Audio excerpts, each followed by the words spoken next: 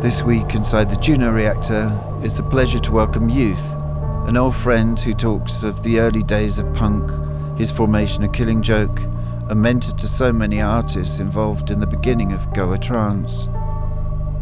A modern-day Renaissance man, a painter, a poet, singer-songwriter, and above all, producer of artists such as Paul McCartney, Pink Floyd, Taj Mahal, adding Grammys to his already cluttered shelf of awards. But behind the gongs is a funny, intelligent man, who in this episode also explains the art of the producer. Hi, Youth. Nice to see you. Hi, Ben. How are you? Yeah, I'm good. I thought it'd be like stories are really good, you know, if you want to come back with some stories. But I was thinking your mentorship, you've always been really good at mentoring artists back from, I suppose, the early Dragonfly days. And even before that, maybe with Alex with Wow Modo was the first label. And we did a lot of mentoring there. We put out over 50 12-inches for that. And what, on Modo? Yeah. And, you know, I don't know, half a dozen albums, some really significant ones. How come you sort of got in with Alex? How come you sort of came into that whole thing and you thought, because Alex was your roadie, wasn't he? For like Killing Joke. And he was like your best mate at school and something like that. And he was my prefect at school. But he's a year older than me. So we've got a long journey. Since I was 12, I've known Alex. But was he like wanting to be an artist as well, even from like the early days? Yeah. He was in a school band before me. And he was a lead singer, you know. Wow. He was quite good, actually. As well as having a lot of confidence, he's got a lot of actual drive issues. Although I say that, he's one of the most driven people I've ever met, really. With Alex, I think he'd been sharing a bed set with me in Earl's Court, and then I joined Killing Joke. Then we're all going to move into a squad, and he said, "Oh, no, come on, let me come into the squad with you." I said, "Well, come down to rehearsals, maybe you can help roadie with us." And then he got on really well with our drummer. And then I left a few years later, and Alex stayed on for another 5 years. So he was actually in it longer than I was at the beginning. And he was like a fifth member, really. He'd get up on the encores and sing a few Pistol songs. And I mean, there were occasionally you could see him dive for that live line. I've always shied away from it. I like to be in the darkness that hugs the spotlight rather than in the spotlight. You're quite like that. But you do like, you can handle being in the spotlight quite well, and the camera loves you. So I think, but you also like me, like being in the shadows a bit. I think when you need to be, yeah. Yeah. I mean, the early days of Juno, it was always the DJs that were out there doing it, not me. Yeah. But, and then with Alex, after he left Killing Joke, he started working for EG, who were our label and management. And they were the coolest thing. Yeah, you know. I had Roxy Music and King Crimson. There's a small boutique label in the King's Road, wasn't it? At that point, I started really encouraging him to make records, and I suggested we do a label together. And then I really pushed him. You know, I was nagging him like every week. I was like, come in the studio, come on, make a record. It's time you made a record. And then we did, first one was on a Wow Modo compilation. I think Jimmy, as Rockman, Jimmy Corti, was a little bit involved in that. And we were using this little studio in Battersea called Blue Moon, which was tucked away under the railway arches near where the vintage car place was. Yeah. And I got a really good deal with the guy there. It was only a 16-track studio, but he gave me a good price, and I could actually go in there with demos I was making at home. Because by then, I managed to get the earliest Atari sequencer software and a small, sampler. We had a Green Gate in Brilliant, which Jimmy ended up nicking. But then I got a S900. So the S900 and the Iconic software, which I think later became Logic, I could make little backing tracks. It was Song 24, wasn't it? Or something like that? Song 24? Track 24? It was before Iconics. I had serial number 00015. So I was the 15th person to buy it. If I had a problem with it, I'd ring this number and the guy would come round, the guy who wrote it. And he'd go, oh, that's interesting. And then when he'd leave, it'd be like 2.1, you know. And he had a guy who wrote it would actually come round and fix it. And that was the Green Gate. But like we had already done, I think, the Empty Quarter stuff by then, huh? That's right. We were already collaborating. So that was the first introduction of the Green Gate, I think, on the first album. That's or was it right. second album? Yeah. So like when we were doing, I think... Bullshit. That was the first album. Because I think on the first album, we did like 2 days, yeah? Yeah. And then the second album was a really long album of 5 days. And that was like 1985. Like we did the first one in 1984, I think. Incompressible Megalosaurians. Yeah. Yeah. And so Zodiac did the artwork, yeah. And that's when we got, or you got, the photographer for the Queen. The way you decided to show your arse, and I was behind you with a bicycle pump with a load of talcum powder. So your arse was meant to represent the hills of a moon. Yeah. You know, that was the gatefold sleeve. Well, that seems really profound now that we got the Queen's photographer in. Can you remember it was the Queen's photographer? Oh, I don't remember that. Yeah, it was the Queen's photographer, yeah. Obviously, he wanted to keep that hidden. And nowadays, that would be all over the news. Right. Great album, though, listening back, very experimental and very early days of sampling. Yeah, you're right. And yeah, which I did actually notice on your Wikipedia. There's no mention of it. Right. Well, I've never looked at my Wikipedia because you can't update it yourself. I was told. I've never really looked at it. No, you can't. I was working with Black Grape and Sean Ryder. I said, "Why did you want to work with me?" And Sean Ryder goes, "Well, on your Wikipedia it says your father's from Macclesfield." I said, "You're born there." I was like, "Does it?" I was like, "Okay," but yeah, no. I said, I'm starting to write a book at the moment, which is just ridiculously difficult. Because I'm lazy with it. I mean, I've got a couple of chapters and I've got so many other plates spinning, I get distracted easily from it. But once I lock in on a schedule, like in lockdown in Spain, I could really lock in on a schedule and, you know, get the miles down. Yeah. I might need to go away to do it. It's quite a busy house. I think it's a lot of looking back, isn't there? I mean, I've been, you know, I started on this idea of looking back at time. And then it gets a bit scary, the amount of things you remember. It's good, though. It's time to reflect, isn't it? And a time to, you know, vision the future and, you know, and be present. But as you get older, it's certainly time to sort of take care of the archives and reflect on what we've done, what we can remember of what we've done. I mean, I always tend to think that it's better just to look forward and sort of say bollocks to the past, but sometimes you just have to do it. That's what artists generally do. Someone gave me that analogy once of, you know, an artist is someone on a very fast-moving train that takes a long time to get up to speed. And they're just looking forward. And occasionally they might look out the window and see the rubble that they've created. They're just looking forward. And I thought, yeah, that's a good one. I think your Dragonfly days were very instrumental to a lot of, like, say, current psytrance kings. Wow, who'd have thought psytrance would have been endured and become as huge as it is now? In a way, it was the last line on the bus, really. After that, there's nowhere else to go, really. If you're at a party and people want high energy music, then that's the only music really that sort of will do it.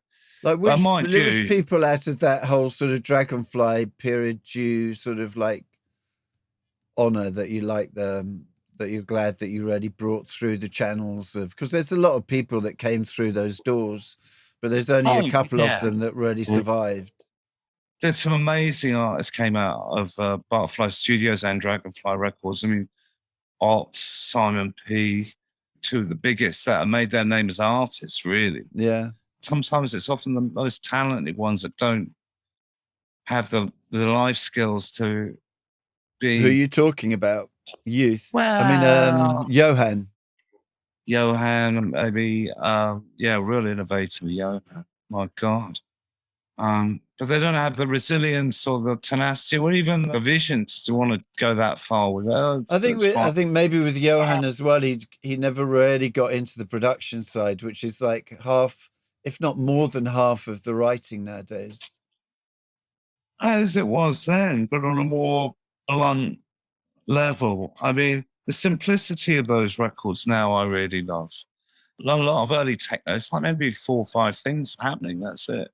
You know, yeah. And what trance did was take it into sort of multi-dimensional 3D holographic, in the same way that the Orb did with sort of chill out. It just suddenly went really psychedelic.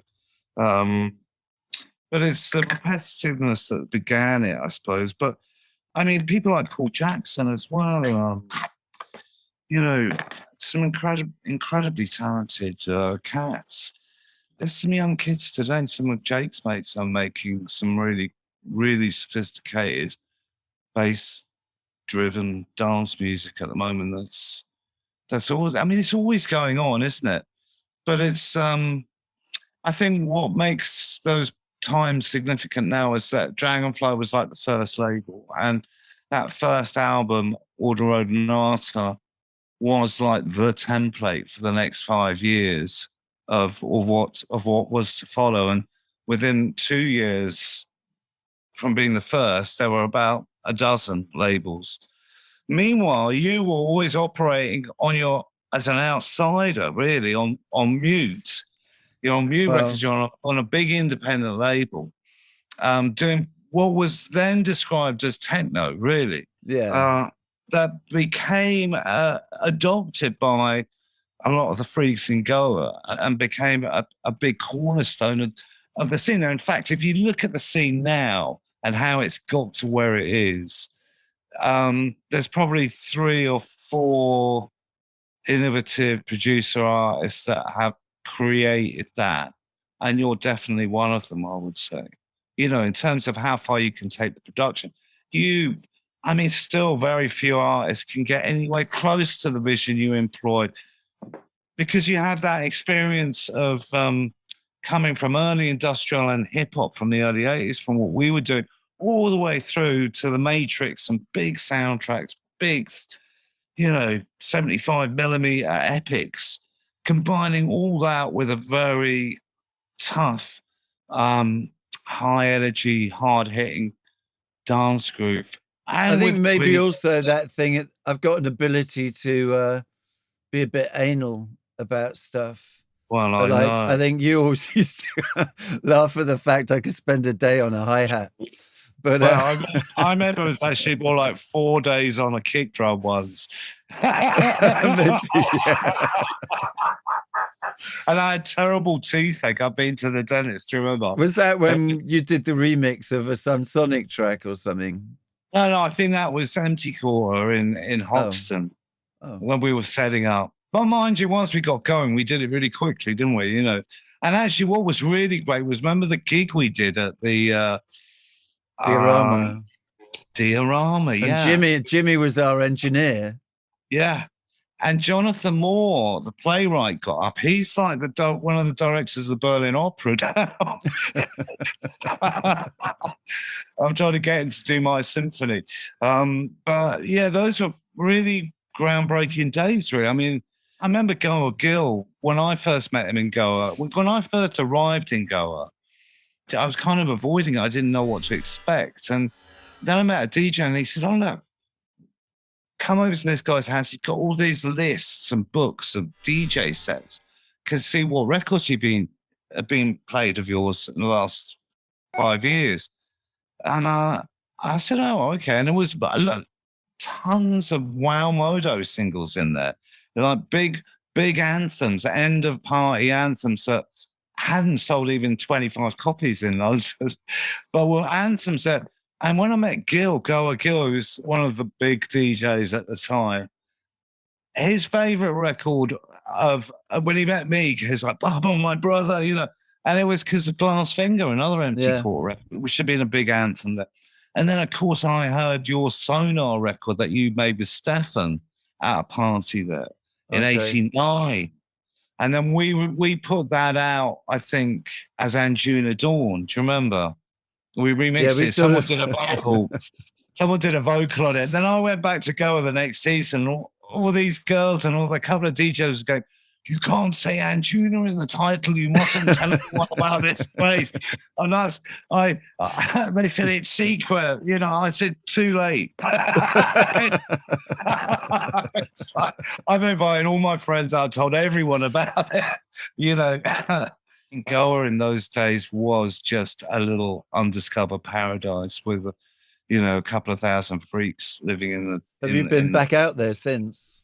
I went back 5 years ago. I was doing a tour, a Sufi festival tour with my Zikr project, flamenco, Sufi music fusion thing. And that was an amazing tour. We'd gone all over India and Bangladesh doing these huge festivals, up to 20,000 people. And we got to Goa and I had a few days off. I had like 4 or 5 days off. So I went and stayed in Anjuna. Went to see my old house. Of course, I couldn't recognize a lot of it. And the beach area is impossible. It's all paid to get into clubs down there now, no free parties. But you know what? I had a fantastic time. I went to this big restaurant, this like 2-floor restaurant on the main drag. And the guy came running over to me. And he was like, "It's you." And I was like, "Yeah, I didn't even recognize." He said, "Don't you remember me? You know, it's Ramesh from the village." I had the Orange Boom juice bar. And this was like a shack juice bar, which had 2 tables and 3 chairs in it.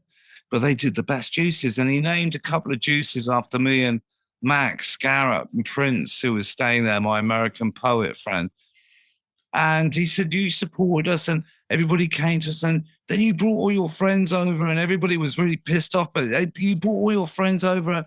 And he said, "Now 2 of my children have gone to Cambridge, and I've got the biggest restaurant hotel in Goa. Thank you so much."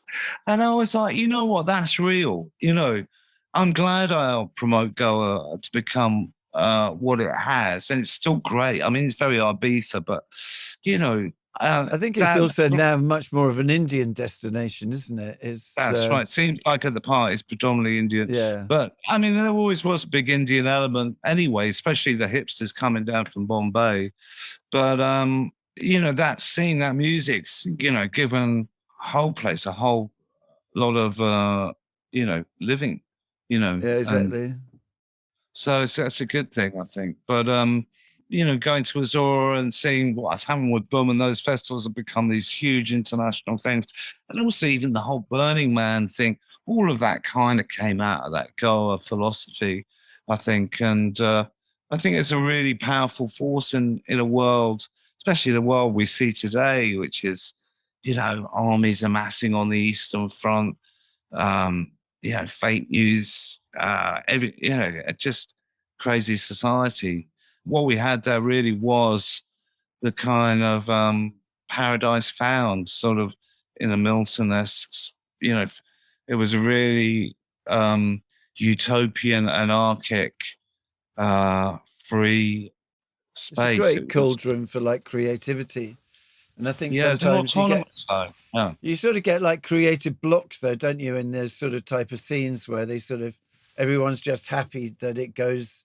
Like I think in the early days of what I remember of Goa and that electronic scene, it was very open to many different styles. And then as it becomes more genreified, everyone's just trying to make it the same. Like I find nowadays a lot of the music in say the psytrance is all very similar. It's all like homogenized. And that's where people like Bliss, I think, really stand out because he's able to take it somewhere else. I mean, yeah. I mean, I remember even in 91, 92, there was a very defined sound. I mean, every year the music changed a little bit in Goa, but it was a very narrow bandwidth genre anyway, you know. Yeah. It's a But bit, it's it a bit like didn't. bass music, isn't it, as well? Yeah, You know, yeah, you get yeah. these genres and suddenly everyone's sounding exactly the same because it's the best way for them to sell themselves. When I went there in '89, it had this fusion of industrial, Yeah. UB, and sort of real 8-bit techno trance, you know. And I just thought it was like a really great combination if you're on psychedelics, you know, just works really well. But then, of course, if you had the right DJ, if you had Laurent DJ, I mean, that guy could just bend your mind. You wouldn't know where you were. And if a DJ wasn't getting the selection right, he'd put you off and you wouldn't be able to dance for so you'd have to go away a bit. But I think even by 97, 98, it suddenly got really dark. The industrial element being replaced by a sort of horror movie element or something. I don't know. That put me off a bit. And then, and I think throughout with any genre, really, most of it's going to be fairly mediocre. And then the things that really shine are rare diamonds, but they shine brightly because the rest of it's fairly bland, you know. And nowadays, what are you mainly into now? Because you've sort of done pretty much everything from your Killing Joke days through to orchestral stuff, to folk stuff, Goa, electronic techno. You've been working with Paul McCartney, you've done with Pink Floyd. What sort of really fascinates you now that you think this is really like because you've always been really good at like sensing the train coming and being open to also the sort of new genres of musics that are around. What sort of, I suppose, really turns you on now or excites you to make you go into the studio? Well, yeah, that's a good question. I mean, none of it's really planned. I just follow my dharma, my bliss, you know, and see what things draw me in that I find really inspiring. But I do take finding my inspiration seriously. So I know it just doesn't come to you on a silver plate. You do have to actually go out and find it. Yeah, I mean, there's always an enchanted garden out there, but sometimes we go blind. So sometimes if you've just been listening to one thing for too long, it numbs it and it just will start sounding the same and a bit bland.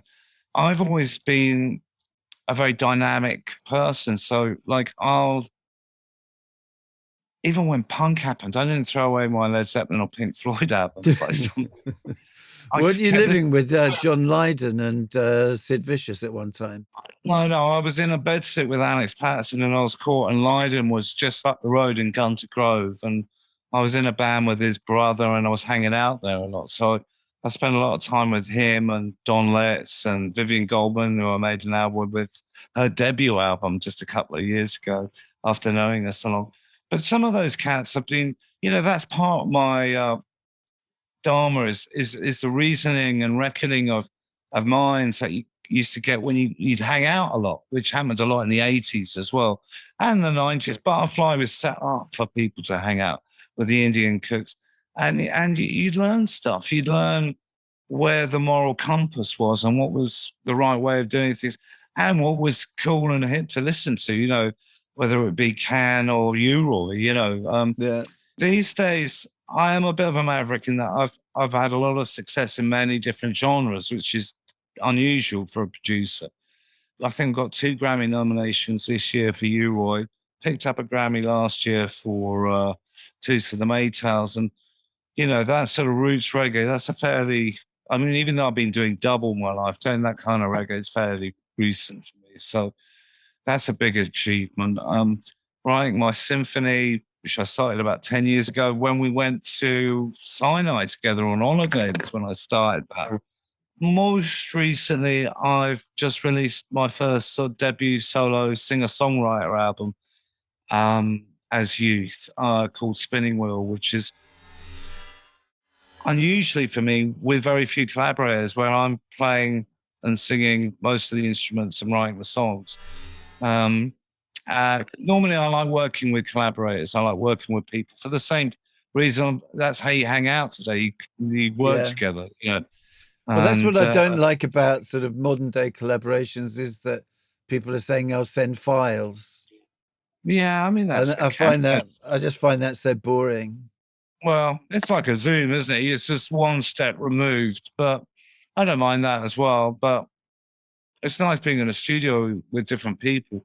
I still do a lot of productions that are across multi-genre. At the moment, I'm working with 90s electronic band Fluke. Oh, nice. Yeah, very nice. And what's that for, an album? Yeah. And Wow. I really like Fluke. I always loved their sort of swing. yeah, and that high production criteria, you know, Yeah. which was just great. They did a Pistolero remix that was really amazing. Oh, great. Yeah, cool. Also, Gina Birch from the Raincoats, who are the seminal post-punk band. Yeah, Kurt Cobain's favorite band. What about the Bauhaus stuff? How did the Bauhaus stuff go? A new solo album with Peter, which will be out hopefully the end of this year after his Bauhaus commitments have done. Yeah, we're talking about doing something with Bauhaus in the studio as well. Hopefully, that would be amazing. And You Killing Joe, we just wrapped up a new EP and we're doing a tour in April. Interesting, that track I Am the Virus that you did that amazing video for. Yeah. Kind of ominously prophetic of today's times, wasn't it? Yeah, great track. Yeah, powerful.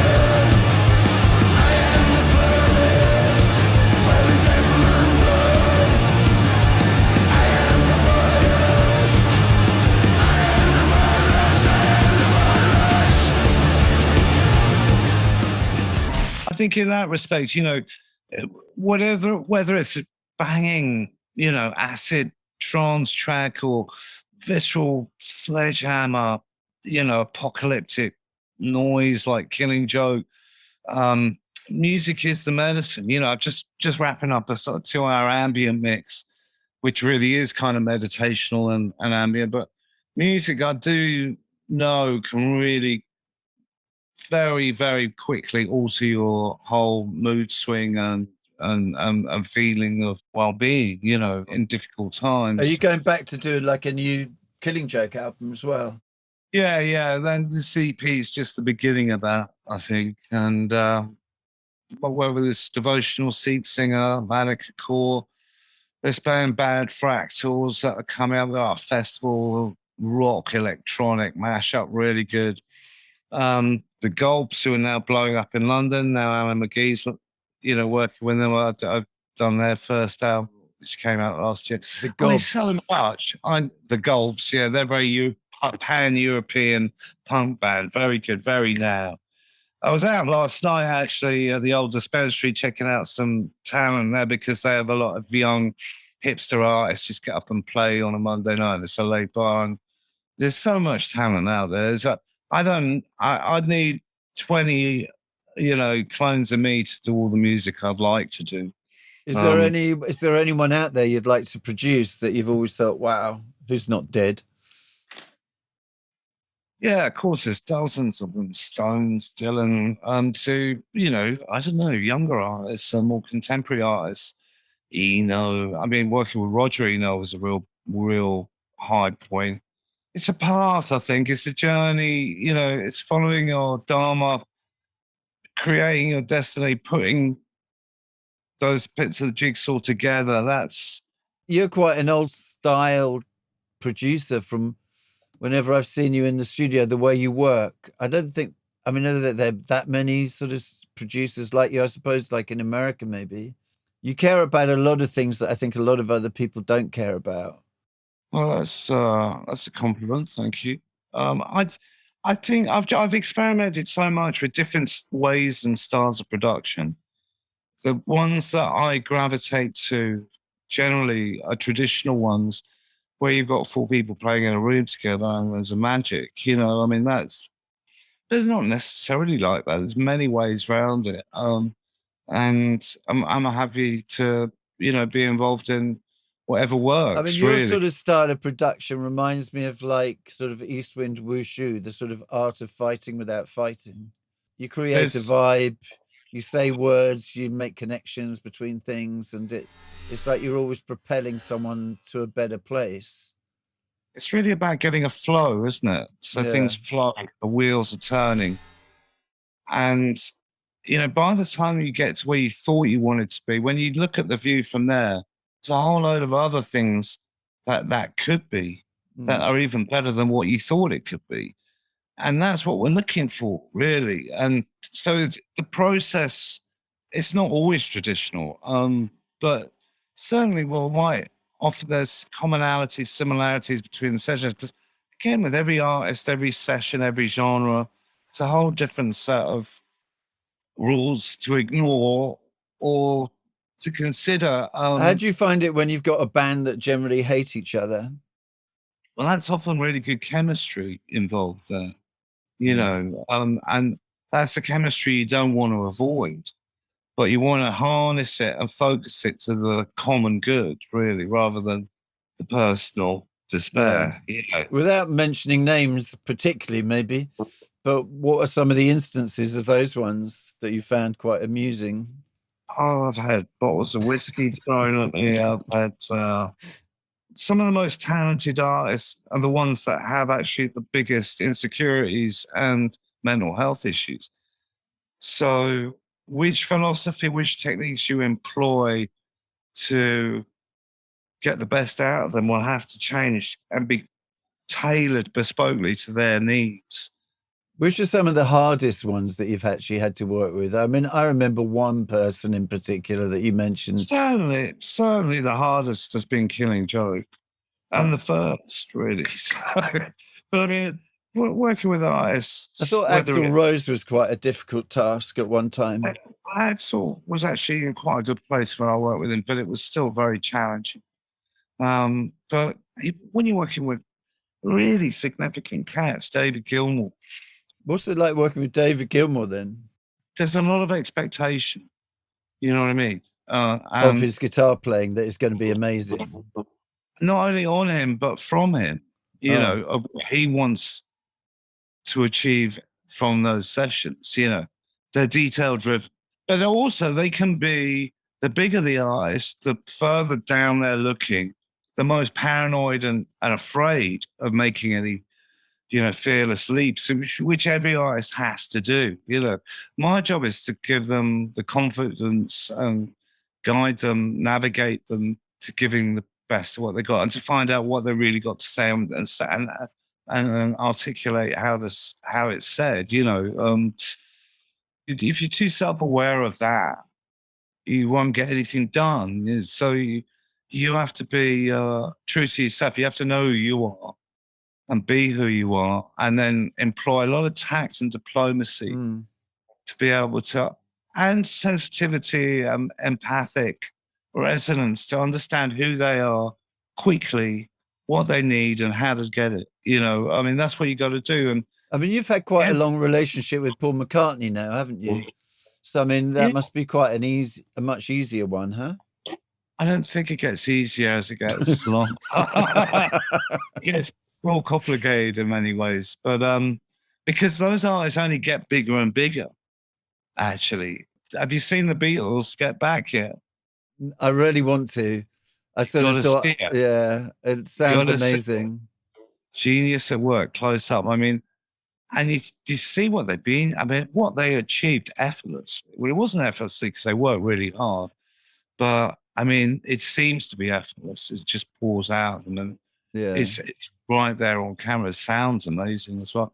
I mean, I learned so much from working with it and those other cats, and that becomes a responsibility in itself to sort of like do work that stands up next to that work. You know, is a hard call, but you know, we can only look at the stars and reach for them. You know, it's those are aspirations that are good to have. You may never reach them, but they're good to aim for. You know, being up close to people like that, you get to see the human side of them. You realize it's them being themselves that makes them so articulate at speaking for everyone, you know.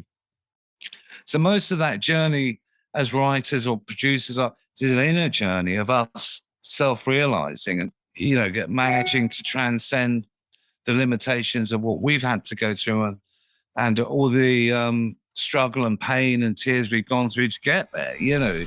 And I think it's the same for the arts. And it's, you know, that's what makes the art so powerful and beautiful, really. But you know, what about you? Who do you want to work with that you haven't worked with? Oh, I mean, I want to work with my viola teacher. Well, you are, aren't you? Not yet. I want to do like a little neoclassical type of thing because, like, he's an amazing player, and his wife's an amazing player. And I was looking at this band called the Lonesome Ace String Band, which I really liked, which is just like a sort of hillbilly type sort of banjo and violin music. I'd really like to adopt some of that into my world. Well, I worked with T-Bone Burnett and his team recently on the U-Roy album. They mixed it. T-Bone Burnett did that, you know, My Brother Were Out There soundtrack. I love his stuff, yeah. I love his stuff. So surely that's someone you'd like to collaborate I'd love with. to. I'd love to be in a session with him. I love his techniques of recording. What about film directors?